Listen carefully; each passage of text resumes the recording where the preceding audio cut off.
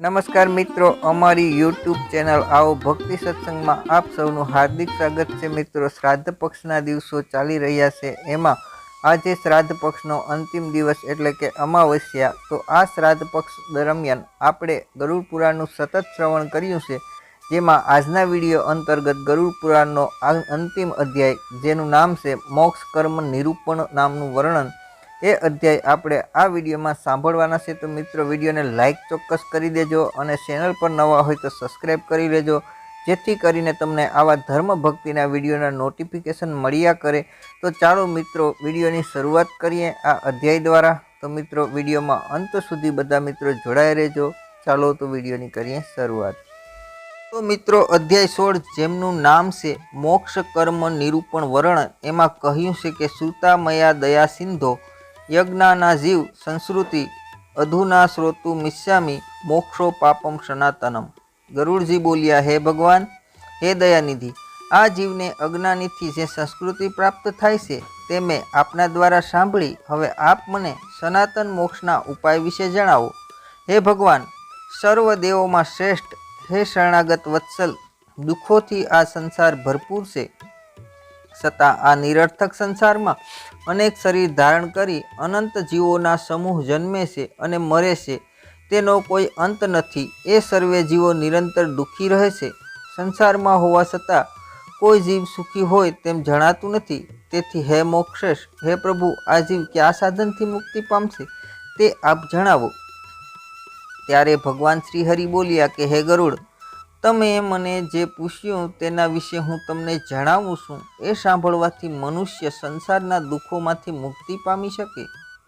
હે ગરુડ, ઈશ્વર પરમબ્રહ્મ સ્વરૂપ છે. તે નિષ્કલ, શિવ સર્વજ્ઞ અને સર્વના કર્મો સર્વના નિયતા, નિર્મળ, સ્વયં જ્યોતિ આધીને શૂન્ય, નિર્વિકાર બ્રહ્મ આદિથી શ્રેષ્ઠ, નિર્ગુણ અને સતચિત આનંદ રૂપ છે અને સર્વ જીવો તેમના અંશ છે. આ રીતે સઘળા જીવો અવિદ્યાયુક્ત બ્રહ્મથી અગ્નિના તણખલાની જેમ ઉત્પન્ન થઈને અનાદિદેહિક ઉપાધિઓથી બંધાઈને કર્મોમાં ફસાય છે.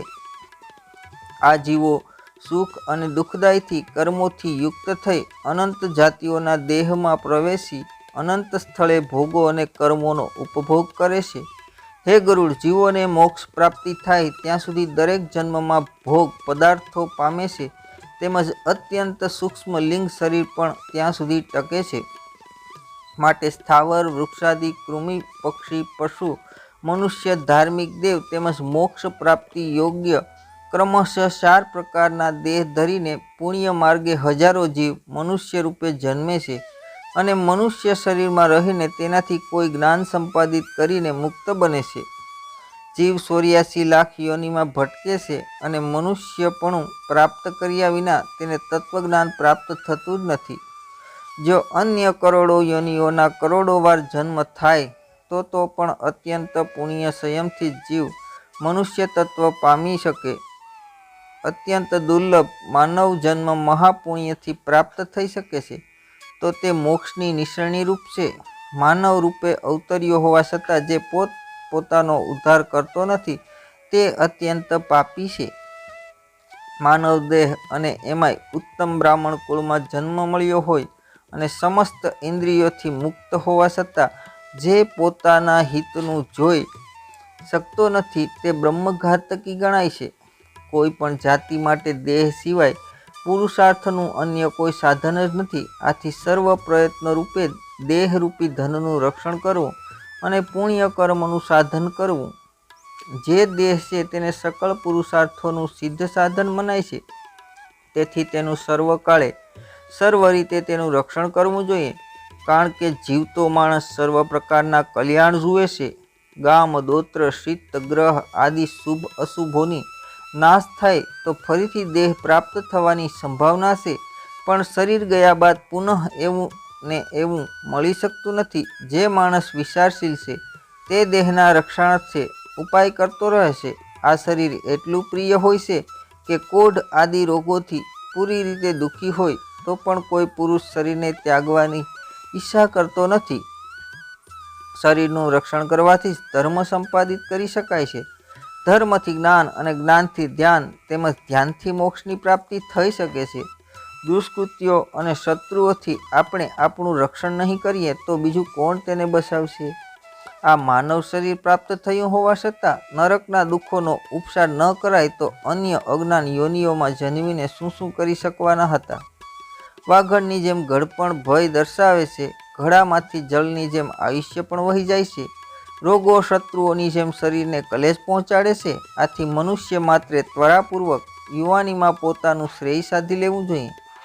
જ્યાં સુધી કોઈ પણ જાતનું દુઃખ અનુભવ્યું ન હોય, જ્યાં સુધી કોઈ આપત્તિ આવી ન હોય, તેમજ જ્યાં સુધી ઇન્દ્રિયો વિકલ થઈ ન હોય, ત્યાં સુધીમાં પોતાના શ્રેય માટે કોઈ ઈચ્છાઓ પૂર્ણ કરી નાખવી જરૂરી છે. જ્યાં સુધી દેહ સશક્ત અને સભાન છે ત્યાં સુધી આ તત્વનો અભ્યાસ કરવો. જ્યારે ઘર બળે ત્યારે કૂવો ખોદવો નકામો છે, તેમ આ સામગ્રીનો નાશ થયા પછી કોઈ પણ જાતનું સાધન કામ આવતું નથી. આવું સ્વહિત જાણવા છતાં માણસ માત્ર સુખ અને દુઃખ જ ભોગવે છે. સર્વ પ્રાણીઓ જન્મે છે, મરે છે, તેમજ અનેક જાતના કલેશ ભોગવે છે. આમ જોયા જાણ્યા છતાં આ સમસ્ત લોક મોહરૂપી સુરાપાન કર્યા કરે છે અને દુઃખદ બનાવોથી તેઓ કદાપી ભય પામતા નથી. સંપત્તિ સપના જેવી છે, યુવાની પુષ્પની જેમ કોમળ છે, આયુષ્ય વીજળીના જેવું અતિ સંચળ છે. આ બધું જ મનુષ્ય જુએ છે, જાણે છે, છતાં ધૈર્ય કોને પ્રાપ્ત થાય છે? મનુષ્યનો જીવનકાળ અલ્પ છે. વધુમાં વધુ 100 વર્ષનું આયુષ્ય ગણીએ તો તેમાંથી અડધું આયુષ્ય નિંદ્રા અને આળસમાં નાશ પામી ગયું હોય છે. થોડુંક આયુષ્ય બાલ્યાવસ્થા અને રોગો આદિમાં નાશ પામે છે. તોય કંઈ બાકી રહેતો વ્યર્થ વ્યાપારમાં નાશ પામે છે. જે માટે શરૂઆત કરવી યોગ્ય છે તેવા મોક્ષ કર્મ માટે મનુષ્ય નિરુદ્ધમી રહે છે. જે બ્રહ્મચિંતન કર્મ વિશે જાગૃતિ હોવી જોઈએ તે અંગે તે નિંદ્રાધીન રહેલો છે. વળી ભયસ્થાન વિશે વિશ્વથી રહીને ચાલનારું ક્યુ પ્રાણી નાશ પામે? જીવયુક્ત આદેહ પાણીના પરપોટાની જેમ ક્ષણિક છે, તેમજ સર્વપ્રિય વસ્તુ પણ અતિત્ય હોવા છતાં નિર્ભય રહીને મન કઈ રીતે સ્થિરતા કરી શકે? અહિત હોય તે હિતયુક્ત થાય છે. દેહ ક્ષણિક હોવા છતાં તે પણ નિત્ય રહેશે તેવો વિશ્વાસ રાખે છે, જેથી અનેક પ્રકારના અનર્થ ઉત્પન્ન થતા રહે છે. સંસાર દ્રવ્ય ઉપર અર્થ બુદ્ધિ કરે છે અને આત્મજ્ઞાનરૂપી જે અર્થ પામવાનો છે તે માટે જ્ઞાન શૂન્ય થતું રહે છે. ઈશ્વરની માયાના સામર્થ્યની આત્મજ્ઞાન દ્વારા મોક્ષ થાય છે એવું જાણવા છતાંય પ્રાણી તે અંગે કોઈ પ્રયત્ન કરતો નથી. વળી ઉપનિષદ આદિનો મુખપાઠ કરવા છતાં તેનો અર્થ જાણતો નથી. મૃત્યુ, રોગ તેમજ ઘડપણ એવા ગંભીર જળથી યુક્ત લાંબા સમુદ્રમાં લાંબા કાળ સુધી ડૂબ્યા હોવા છતાં જીવ સ્વહિત ઓળખી શકતો નથી.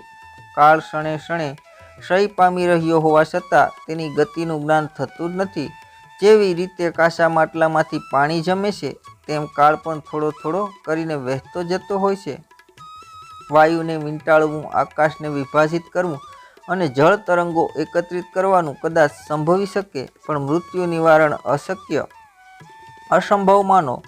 કાળયોગે પૃથ્વી તપે છે, મેરુ પર્વત ખળભળે છે અને સમુદ્ર પણ સુકાઈ જાય છે, તો પછી આયુષ્યનો નાશ થાય છે. તેમાં સંદેહ શા માટે કરવો જોઈએ? આ મારી સંપત્તિ, અમારી સ્ત્રી, પેલું મારું ધન, આ બધા મારા બાંધવો, એવું કહેવાના મનુષ્યરૂપ બકરાને કાળરૂપી વરુ બળજબરીથી મારી નાખે છે. આ મેં કર્યું, પેલું મારું કર્તવ્ય છે તથા કૃત્યથી કંઈક બીજું છે, આ પ્રમાણેની અનેક ચેષ્ટાઓથી વ્યાકુળ થયેલા લોકોને પણ કૃતાંત એટલે કે યમ પોતાને સ્વાધીન કરી લે છે. આ પ્રમાણે મૃત્યુ નજીક છે, તેથી મનુષ્ય બીજા દિવસે કરવાનું કામ આગલા દિવસે કરી નાખવું જોઈએ. વળી મધ્યાહને કરવાનું કાર્ય તેની પહેલાં જ પૂરું કરવું જોઈએ, કારણ કે મૃત્યુ કૃતાકૃતની વાટ જોઈને બેસી રહેતું નથી. તે તો અચાનક આવી પહોંચે છે. હે જીવ, ઘડપણરૂપી આયુષ્યના માર્ગમાં વ્યાધિરૂપ સૈન્યધારી મૃત્યુરૂપી શત્રુથી ઘેરાવાનો શું? એમ જાણનારો તું પોતાના ઈષ્ટદેવ સામે કેમ જોતો નથી? તૃષ્ણારૂપી સોયમાં પરોવાઈને અને વિષયરૂપી ઘીમાં તળાઈને રાગ દ્વેષરૂપી અગ્નિ પર પકાવા થતાં મનુષ્યને મૃત્યુ ભૂક્ષી જાય છે. બાળ, તરુ, વૃદ્ધ તથા ઉદરમાં રહેલા ગર્ભને મૃત્યુ પ્રાપ્ત થાય છે. આ આખું જગત મૃત્યુયુક્ત છે। આ જીવ અત્યંત પ્રિય દેહનો ત્યાગ કરીને યમપુરીમાં જાય છે તો તેનાથી ઓછી પ્રિયતાનો સંબંધ હોય છે। તે જેમ કે સ્ત્રી પુરુષ માતા અને પિતાનો સંબંધ નાશ પામે તેમાં વળી શું આશ્ચર્ય। સમસ્ત સંસાર દુઃખનું મૂળ છે। જ્યાં સુધી સંસાર વાસના હોય ત્યાં સુધી દુઃખી સંસારનો ત્યાગ કરનાર જ સુખી બને છે। એ સિવાય અન્ય કોઈ સુખ નથી। આ સંસાર છે તે જ સમસ્ત દુઃખોનું ઉત્પત્તિ સ્થળ માનવામાં આવે છે અને આપત્તિઓનું પણ તે સ્થાન છે, તેમજ સમસ્ત પાપોનું આશ્રય સ્થાન પણ છે। તેથી જ તેનો તત્કાળ ત્યાગ કરવો જરૂરી છે। જો કોઈ માણસ લાકડા કે લોખંડ જેવા દ્રઢ પાપોથી બંધાયેલો હોય તો તે પણ મુક્તિ પામે છે, પણ સ્ત્રી અને પુત્રની મમતામાં સપડાયેલ પુરુષ કદીય મુક્ત થઈ શકતો નથી। આ જીવ અંતઃકરણને જે વસ્તુઓ ગમે છે તે અંગે પ્રીતિ રાખે છે અને પરિણામ સ્વરૂપે તે હૃદયમાં લોખંડના ખીલાની જેમ ખટક્યા કરે છે। સમસ્ત કર્તવ્ય કર્મોથી આશા રાખનાર શરીરમાંના ઇન્દ્રિયો રૂપી લૂંટારાઓથી ફસાય છે તો એ દુઃખની તો વાત કઈ રીતે કહેવી પ્રભુ।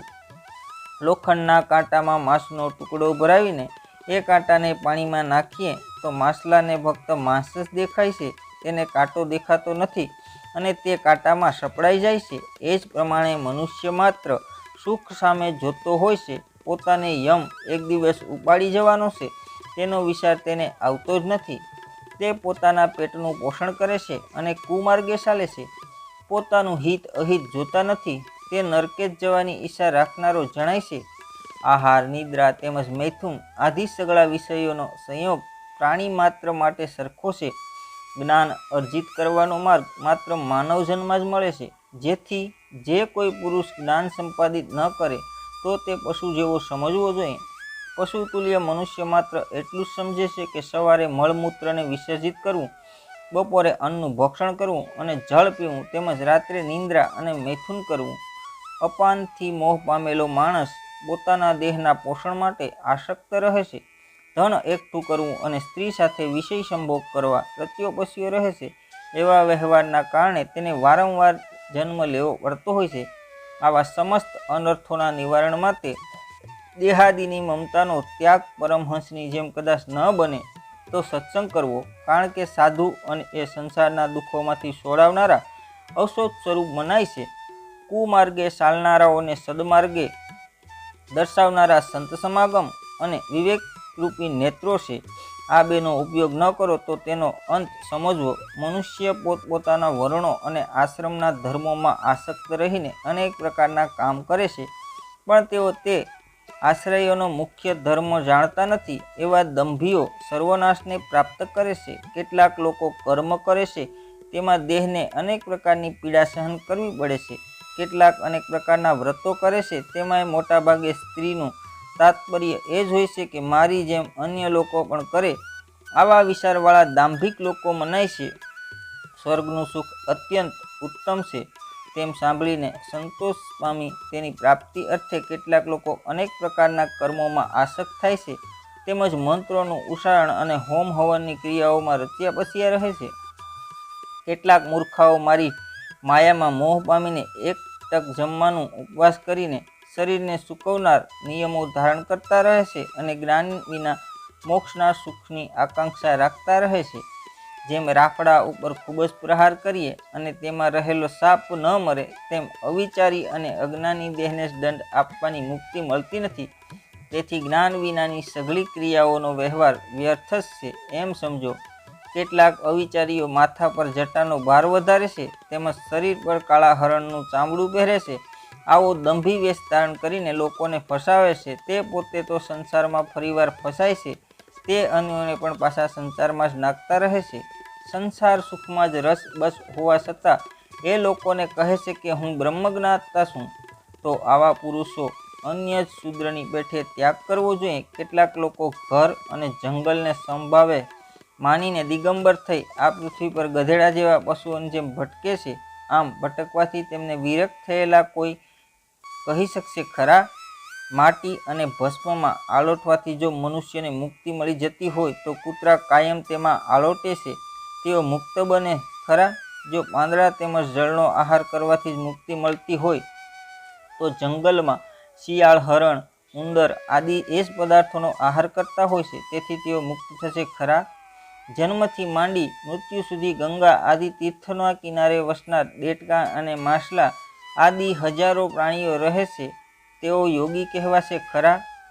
કબૂતરો ખેતરમાં અનાજ લણી લીધા પછી જમીન પર પડેલા કણ એકઠા કરી પોતાનું ગુજરાન કરે છે, અને ચાતક ક્યારેક પૃથ્વી પર પડેલા જળનું પાન કરતા નથી, તો તેઓ કોઈ વ્રત પાળનારા કહેવાશે ખરા? માટે હે ગરુડ, વર્ણાયુક્ત ધર્મ આદિ સમસ્ત કર્મો ફક્ત લોકરોજન અર્થે જ છે. મોક્ષનું કારણ તો માત્ર તત્વજ્ઞાન છે.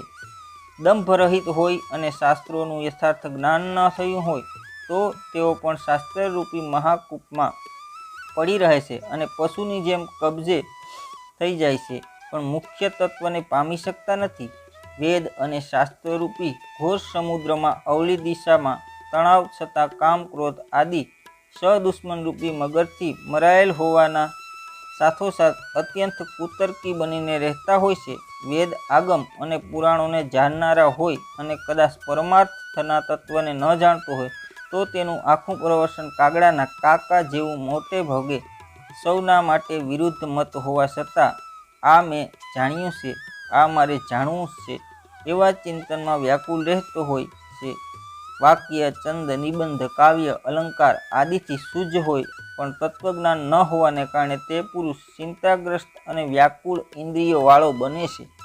ગુરુના ઉપદેશ વિના ફક્ત કુતર્ક કરી પરમ તત્વને જાણવાની ઈચ્છાવાળો અત્યંત કલેશ પામે છે. વળી તેને શાસ્ત્રોનો અવળો અર્થ સમજાય છે અને તેની ઊંધી વ્યાખ્યા પણ કરે છે.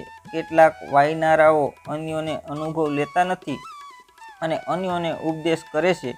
કેટલાક વેદશાસ્ત્રોનો પાઠ કરી અરસપરસ ઉપદેશ કરવા માંડે છે, પણ અનેક ભોજનમાં રહેતી કક્ષી કે સમસો કોઈ પણ ભોજનનો સ્વાદ ન પામે તેમ પરમ તત્વને તે જાણતા નથી.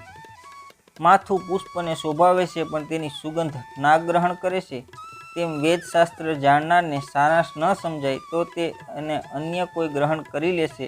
આત્મા હૃદયમાં હોવા છતાંય તેનું જ્ઞાન પામવા માટે જેવી રીતે ગોવાળ પોતાની બસલમાં બકરીનું બચ્ચું હોવા છતાં કૂવામાં જુએ છે, તેમ મૂર્ખાઓ શાસ્ત્રો ભણીને તેમાં મોહિત થતા રહે છે. આ જાણી લીધું છે તથા આ જાણવાનું છે એવી આશા રાખી સર્વ બાબતો જાણવાની ઈચ્છા કરે તો તે દેવોના 1000 વર્ષ પૂરા થઈ જાય તો પણ તેને શાસ્ત્રોનો અંત જણાતો નથી.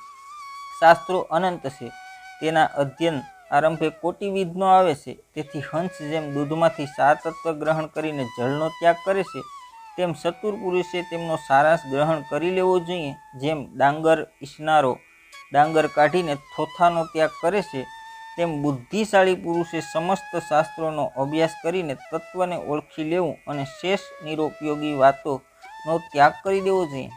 જે અમૃતપાનથી તૃપ્ત થયો છે તેને બીજો આહાર જેમ નિરુપયોગી છે, તેમ હે ગરુડ, તત્વ જાણનારા છે તેઓને બીજા શાસ્ત્રો જાણવાની જરૂર રહેતી નથી. માટે હે ગરુડ, વેદાધ્યનથી મુક્તિ નથી, તેમ કેવળ શાસ્ત્ર પઠનથી પણ મુક્તિ નથી, માત્ર જ્ઞાનથી જ મુક્તિ છે.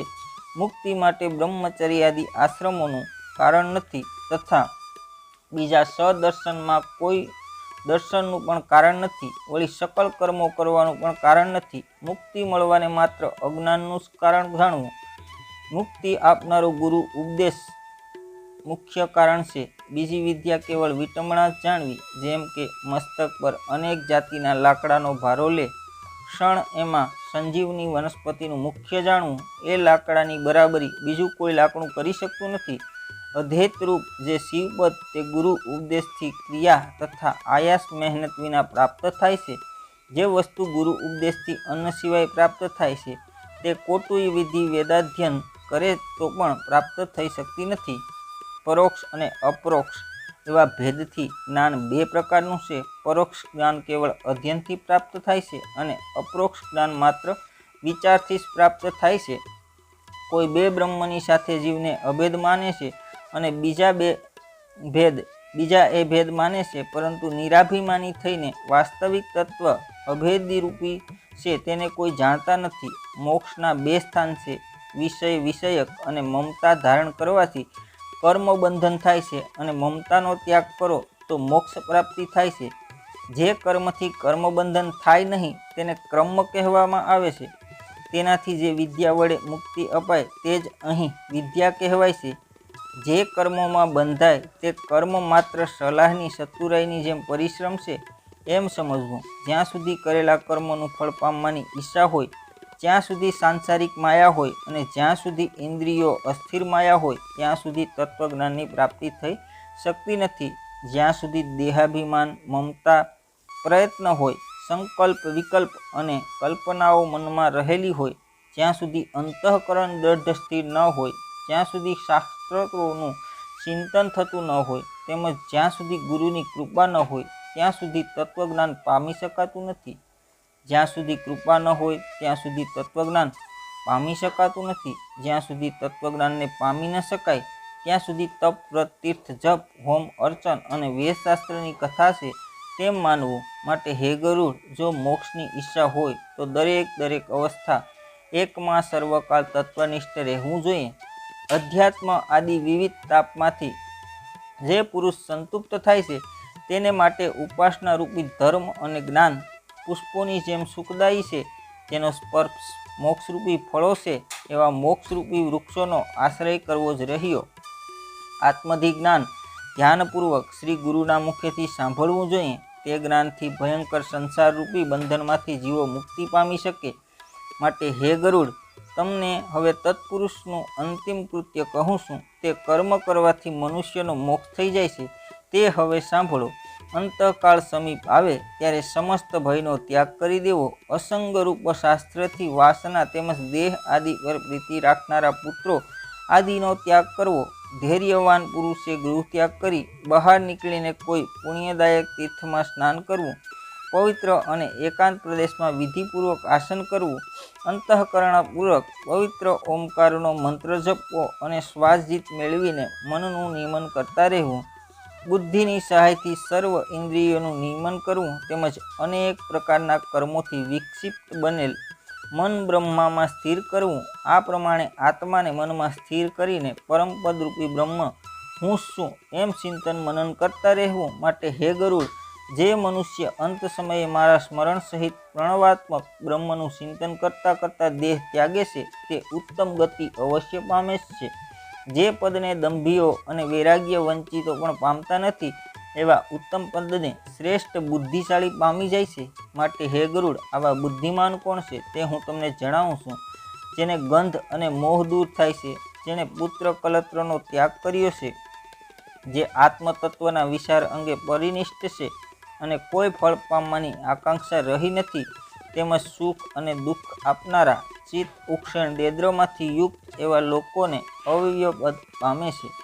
જ્ઞાનરૂપી ધરામાં સ્નાન કરવાથી મનુષ્ય મોક્ષ પામે છે. તે ધરામાં સત્યરૂપી જળ હોવાથી રાજદ્વેષરૂપી મગર હારી જાય છે. દ્રઢ વૈરાગ્યનો આશ્રય કરીને અનન્ય ભાવે મારું ભજન કરનારો પૂર્ણ દ્રષ્ટિવાન છે અને તે પ્રસન્ન અંતઃકરણ ધરાવે છે. તે જ મોક્ષ પ્રાપ્ત કરે છે. તે પોતાના ગૃહનો ત્યાગ કરી અનાસન થઈ તીર્થમાં મરણ પ્રાપ્તિ માટે ગમન કરે છે. અયોધ્યા, મથુરા, ગયા, કાશી, કાંચી, અવંતિકા અને દ્વારિકા આ સાતમાંથી કોઈ પણ એકમાં મરણ પામનારને તરત જ મોક્ષની પ્રાપ્તિ થાય છે. માટે હે ગરુડ, આ પ્રમાણે જ્ઞાન વૈરાગ્ય વાળો મોક્ષ સંબંધિત ધર્મ મેં તમને કહી સંભળાવ્યો. એ સાંભળવાથી મોક્ષની પ્રાપ્તિ થાય છે. તત્વવેતા મનુષ્ય મોક્ષે જાય છે, ધાર્મિક સ્વર્ગે જાય છે, પાપી દુર્ગતિ પામે છે તથા પંખી આદિ જીવોને જન્મ મૃત્યુરૂપ સંસાર પામે છે. આ પ્રમાણે સમસ્ત શાસ્ત્રોનો સારાંશ મેં તમને કહી સંભળાવ્યો. હવે તમને બીજું કંઈ સાંભળવાની ઈચ્છા હોય તો કહો. ત્યારે સૂતજી બોલ્યા, આમ ગરુડજીએ ભગવાનના મુખેથી સઘળું વૃત્તાંત સાંભળ્યું અને હાથ જોડીને ભગવાન શ્રીહરિને વારંવાર નમસ્કાર કરીને કહેવા માંડ્યા, હે ભગવાન, હે સર્વદેવોમાં શ્રેષ્ઠ, આપે મને અમૃતરૂપી સર્વકથા કહી સંભળાવી અને સંસાર સાગરમાંથી ઉગાર્યો. હવે મારા સમગ્ર સંદેહ નાશ પામ્યા છે અને હું કૃતાર્થ થયો છું. તેમ છતાં કોઈ શંકાને સ્થાન નથી. આમ કહીને ગરુડજી ભગવાનનું ધ્યાન ધરવા વિરાજિત થયા. ભગવાનનું ધ્યાન કરવાથી ભગવાન આપની દુર્ગતિનો નાશ કરે છે અને સદગતિ આવે છે. ઉત્તમ ભક્તિ કરવાથી ઉત્તમ ભક્તિ પામનાર દયાળુ પરમાત્મા અમારું રક્ષણ કરો. તો મિત્રો, અહીં ઇતિ શ્રી ગુરુ પુરાણે સારોદ્ધારે ભગવાન ગરુડ સંવાદે મોક્ષ નિરૂપણ નમઃ ષોડશોધ્યાય કર્મ અધ્યાય સમાપ્ત। તો મિત્રો આ વિડીયો તમને પસંદ આવ્યો તો લાઈક ચોક્કસ કરી દેજો અને આપે મને અંત સુધી સાંભળ્યો એ બદલ આપ સૌનો ખૂબ ખૂબ આભાર। ફરી મળીશું આવા જ વિડીયો સાથે, ત્યાં સુધી અંતમાં આપ સૌને જય સિયારામ, જય શ્રી કૃષ્ણ।